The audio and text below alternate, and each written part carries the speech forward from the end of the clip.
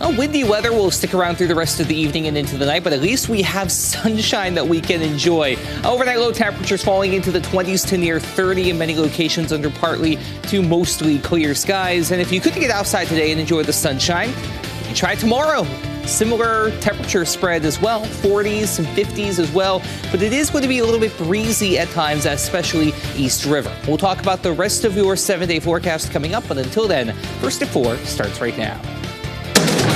Live from KELOLAND Media Group, KELOLAND News, First at 4. Coming up, the McPherson County Commission rejects a petition to ban election electronics. Plus, working to find a solution for rideshare companies in Minneapolis. The push from Minnesota's governor just ahead. And the strike in Gaza kills 7 aid workers with World Central Kitchen. We have reaction on what it means for hundreds of thousands of Palestinians. Good afternoon, and thanks for tuning into First at 4. I'm Dan Centella. And I'm Kelly Volk. It's been a busy day in north central South Dakota for McPherson County commissioners. Up for discussion was a petition that would have banned electronic voting and tabulating equipment from elections. KELOLAND's Tom Hansen has the details. About 30 people packed into a small meeting room here at the McPherson County Courthouse for the County Commission meeting. After about 3 hours of public input and public testimony, the commissioners ultimately decided that they would reject the petition, which would have banned voting machines at McPherson County elections. Coming up on KELOLAND News, we're going to tell you what happened during the meeting. We'll hear from some of those people. We'll also tell you what happens next. In Leola, Tom Hansen, KELOLAND News. The discussion of ballot collection has raised the questions about what these voting machines are used for in county, municipal, and state elections. This petition from McPherson County is just one of many that has attempted to remove the use of voting machines and switch to paper ballots. As Samantha Chapman with the ACLU tells us, South Dakota already uses paper ballots in elections. She says there could be legal issues with the ADA by removing these voting machines. It's just going to create a bigger headache for county auditors and election poll workers and state lawmakers as well, trying to deal with a patchwork of different paper ballot counties versus election machine counties, as well as create a challenge for people with disabilities who are trying to exercise their right to vote. 7 p.m. KELOLAND's Renee Ortiz brings us thoughts from the Minnehaha County Commissioner, a state attorney, and other advocacy groups coming up at 5. 1 week from today, several communities will head to the polls for municipal elections. That includes Sioux Falls, Brookings, and Yankton. Digital reporter Eric Mayer takes a look at who is voting and on what. That's in a KELOLAND.com original on our website right now.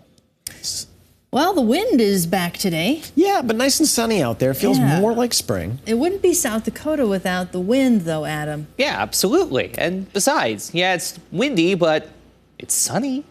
You got to take the wind where we can get it, considering the cloud cover and the messy conditions we've had to deal with leading into today. So that's a kind of take the good with the bad situation. Either way, there's Eureka. Beautiful view up there, 54, but you notice that camera getting jostled around. A north wind sustained at 24 miles per hour. So yeah, it's windy, but at least we don't have to worry about much else beyond that.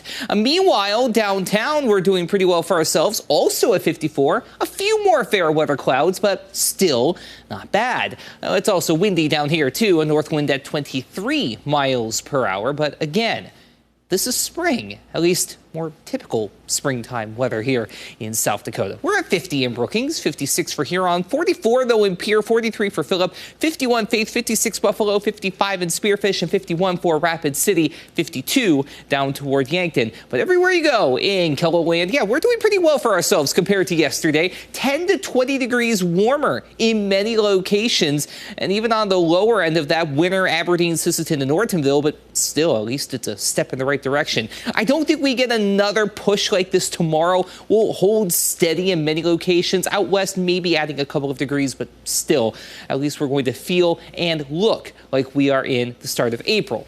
Can't say the same for Monday. But either way, we have really not much of anything going on beyond that little bit of fair weather cloud cover in a couple of locations. Moisture is far and away to our east and southeast, and it's going to stay that way as we go through the rest of your night and quite frankly, for the rest of the week for that matter.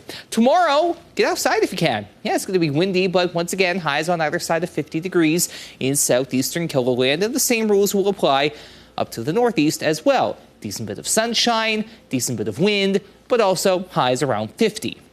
To the west, though, we do try to warm up a little bit more as you head toward the Montana and Wyoming borders, either side of 60 from Buffalo to Spearfish in the Hot Springs, but around 50 or better for just about everybody else. We have more mild conditions on the way through the rest of the week, but then the weekend outlook comes around. We'll talk about that, go through the rest of your forecast as we head through the hour. Sounds good. Thank you, Adam. A judge in Kentucky has ruled in favor of 21 states, including South Dakota, that challenged a federal rule requiring each state to set declining targets for tailpipe CO2 emissions. The judge declared that the rule exceeded the Federal Highway Administration's congressional authority and described it as arbitrary. KELOLAND's Bob Mercer takes a closer look at the proposed rules and what the courts have to say. That's on our Capitol News Bureau page for you right now. The clock is ticking. Uber and Lyft say they're planning to leave Minneapolis 1 month from today if the city doesn't reverse course on its driver pay ordinance. Caroline Cummings reports Governor Tim Walz is hoping to find a compromise. Hailing a ride in Minnesota's largest city could soon look different. Uber and Lyft say the new minimum pay rate the council approved, $1.40 per mile and 51 cents per minute, is not sustainable. But drivers say their current wages are far too low. And we're not going to be intimidated. We're not going to be threatened by them. Some drivers announced last week they'll launch their own co-op instead. But Governor Tim Walz on Monday was skeptical any replacement could plug a gap in time. He wants a solution to get Uber and Lyft to stay. We have what I can only describe as magical thinking. In the next 30 days, somebody's going to create a new app that folks around the world and country are going to know to use when they come to Minneapolis, and they're going to figure out how to make the economics work on that. So I've been asking all the folks to get back to the table. At the Capitol, there's a bill setting a statewide pay standard, but the rates right now are nearly identical to the cities. DFL leaders have said they don't want to do anything to override what Minneapolis did, at least for now. I'm hoping that we can work with the council and find a path forward where we can find agreement. Last month, the Minnesota Department of Labor and Industry released its study of rideshare data and came to its own conclusion about what is a minimum wage for driver pay, and it is much lower than what the city council passed and the legislature is considering. At the rates detailed in that study, 89 cents per mile and 49 cents per minute, the companies say they'd stay. The most efficient way to fix this is to ask the Minneapolis City Council to come back, use the state study. Caroline Cummings, WCCO News. Lawmakers returned from Easter recess today. Walz says his team is continuing to work on finding a rideshare fix.